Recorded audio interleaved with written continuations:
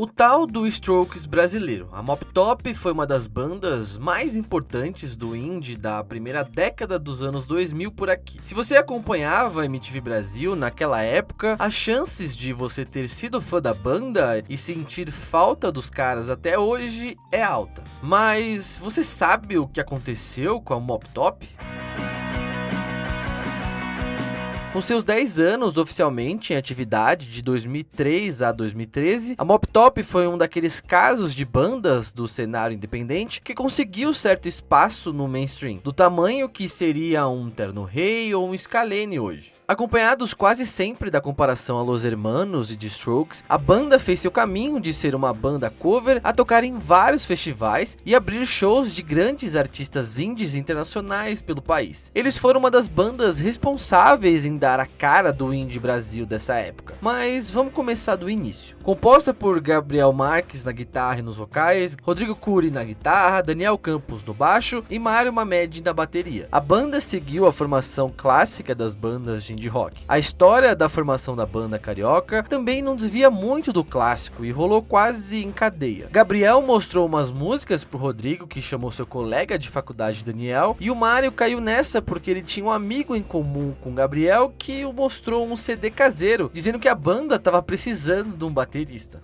Mas clichês do rock se aplicam a esse início. Eles não começaram já sendo a Mop Top, mas sim como Deluxe, inicialmente sendo uma banda de covers e um pouco depois compondo originais em inglês. Em 2004, as coisas começaram a mudar para o grupo carioca, ao começar pelo nome. Mop Top era como se chamavam-se os cortes de cabelo dos Beatles, aquele meio tigela, sabe? E o que se tornou um símbolo do rock britânico dos anos 60 e de toda a revolução cultural que ocorreu durante essa década. E é o nome perfeito para a banda que brincava em misturar referências do rock clássico com indie rock moderno. A banda pode ter a referência do rock retrô, mas teve uma grande sacada que se tornou o básico para qualquer artista em 2020. Eles construíram sua base de fãs na internet. Eles divulgavam suas músicas no site que foi desenvolvido pelos próprios Gabriel e Rodrigo, e aos poucos foram chamando atenção sem ao menos fazer shows grandes. Aos poucos o site foi evoluindo e tendo diferentes tipos de conteúdo, como vídeos, fotos, letras e cifra das músicas, e algumas coisas mais inovadoras como jogos e até um tipo mini estúdio para brincar de produtor musical. O site infelizmente não tá mais no ar e o domínio está sendo usado por um portal de culinária, mas para tentar exemplificar o quão foda era, eles chegaram a ganhar o prêmio de melhor website no VMB de 2005 e concorreram ao lado de Arcade Fire e Eminem ao prêmio de melhor site no festival South by Southwest. Foram com as músicas do EP Moon Rock de 2005 que a banda conquistou seu público online. Fazer sucesso na internet ainda não era algo tão compreensível para uma galera na época e, na verdade, foi vencendo a etapa carioca do festival Claro Que É Rock em 2005 que eles começaram a serem levados mais a sério na cena independente e pelos críticos musicais. Foi aí que eles começaram a rodar em vários festivais pelo país. O som do Mop Top ajudou muito na facilidade para rolar uma circulação da banda. Pensa no contexto. A banda era chamada de ouro do indie rock. Por aqui tínhamos bandas como Los Hermanos, Cansei de Ser Sexy e Cachorro Grande, enquanto internacionalmente nomes como The Strokes, Franz Ferdinand, Arctic Monkeys, Arcade Fire e Interpol se consagraram. Foi nesse contexto de estabelecimento do indie com o mainstream na gringa e crescendo os fãs do gênero por aqui que a banda surgiu. Se a galera já curtiu The Strokes lá de fora, eles amaram também o grupo carioca que aparecia fazendo um som similar, misturado com uma pitada um pouco mais tropical, cantando a partir da realidade brasileira e com letras em português. O que eles fizeram foi transformar esse som que as pessoas estavam curtindo e torná-lo ainda mais próximo do ouvinte. Não é querer tirar crédito da originalidade do trabalho da banda, mas para a crítica e para o público da época, as comparações com o som deles com Strokes e Los Hermanos era quase inevitável. Depois do Claro Que É Rock, a banda foi selecionada apenas para ser o grupo de abertura do show do Oasis em São Paulo em 2006. Não só um milagre os irmãos Gallagher curtirem o som de alguém, mas surreal ainda é um dos caras usar a sua camisa da sua banda. E o Noel fez isso rolar pro Mop Top. Agora é bom lembrar que isso tudo rolou sem os caras nem lançarem um álbum. Nessa época o mundo ainda girava ao redor do formato de álbuns, então estava todo mundo na expectativa de como seria um trabalho completo da banda e qual rumo eles tomariam agora que pareciam estar fazendo seu caminho para o mainstream do rock brasileiro. Depois de 3 anos com uma banda independente tentando fazer o lançamento do álbum acontecer e recebendo até propostas internacionais, a Mop Top assinou contrato com a Universal Music. Muita gente fez aquilo de sempre reclamar que vão perder a essência, quase aquele sentimento dado do Labella de que está traindo o movimento, mas a real que não. Em uma entrevista na época do lançamento, o Gabriel foi questionado sobre essa decisão de se abraçar uma gravadora, justamente nesse momento em que as bandas estavam encontrando ainda mais independência na internet, e que de forma independente não seria financeiramente viável. Fora isso, o contrato com a gravadora não tinha nenhuma interferência no som que a banda iria produzir. E não deu errado, ainda em 2006 a banda lançou seu primeiro álbum auto-intitulado Mop Top, e conseguiu emplacar o hit O Rock Acabou. Com apenas 2 faixas inéditas das 12 do álbum, o critério para a seleção da tracklist foi de quais seriam as músicas que eles colocariam no setlist de um show. O disco foi feito com a produção do Chico Neves durante 1 mês de gravação, que foi mais para aprimorar as músicas já prontas do que começar todo o processo criativo do zero. Você pode ver um pouco mais do processo de produção do disco, com muita ironia no meio, no Faking of Mop Top, que eles disponibilizaram no YouTube em 2007. O fato é que o disco foi um sucesso e levou a banda para outro nível. A ascensão parecia tão rápida que neste mesmo ano eles foram eleitos como o melhor grupo de 2006 na coluna do Lúcio Ribeiro. O Rock Acabou tem grande parte nesse sucesso todo aí. Qualquer um que assistia MTV na época acabou se deparando com um clipe dessa música. E para quem não assistia MTV, provavelmente já ouviu na programação da rádio. Era uma música simples de amor e, apesar de sua primeira versão ter sido escrita em inglês, acabou sendo em português. Essa talvez seja uma das músicas da banda que mais grita Strokes, com aquela guitarrinha mais aguda e com os vocais mais arrastados do Gabriel. Foi aqui que a banda oficialmente alcançou o mainstream. Mas seu single seguinte, Sempre Igual, lançado em 2007, foi além e alcançou a grande honra das músicas jovens dos anos 2000. Fez parte da trilha sonora de Malhação. E aí as coisas chegaram até ficar um pouco aleatórias demais, quando rolou um comercial de TV para a máquina de lavar roupa da Samsung com a banda. A gente não tem o vídeo, mas vê se consegue imaginar isso. Um show da Mop Top rolando, o vocalista jogando sua camisa, uma fã pega e acha o cheiro ruim e devolve a camisa pro palco. E aí, claro, a máquina entra em ação e no próximo show a fã pega a camisa e adora o cheiro. Esse provavelmente bateu o recorde de rolê completamente aleatório da Mop Top. Com o sucesso crescente, a Mop Top lançou seu segundo álbum, Como Se Comportar, em 2008. Pra quem não conhecia a história do grupo, eu sinto muito em anunciar que esse foi o último trabalho lançado por eles. O álbum também os rendeu singles de sucesso, como Aonde Quer Chegar, que até hoje é a sua música com mais plays no Spotify. A banda seguiu por aí por mais alguns anos e ainda com muitos fãs. Ainda em 2008 abriu shows de Franz Ferdinand por aqui, em 2010 do Interpol, fora sua participação quase certa nos festivais daqui. Mas foi depois desse show de abertura do Franz Ferdinand, em 2011, que o grupo anunciou um hiato de tempo indeterminado. Em 2013 a gente descobriu que esse ato estava mais para um fim oficial da banda. Lembra de O Rock Acabou? Pois o vocalista da banda concorda com o título do hit da banda. Em um manifesto no seu site, ele anunciou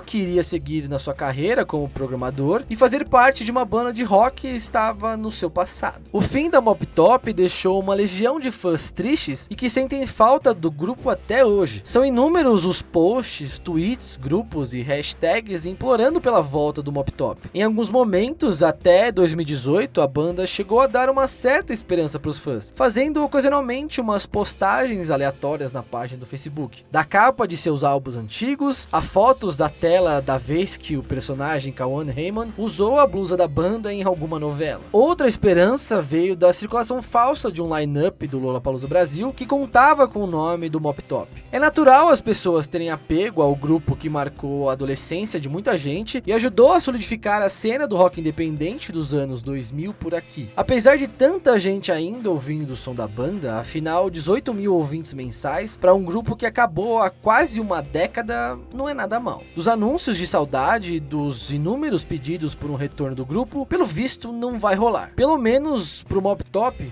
o rock realmente acabou.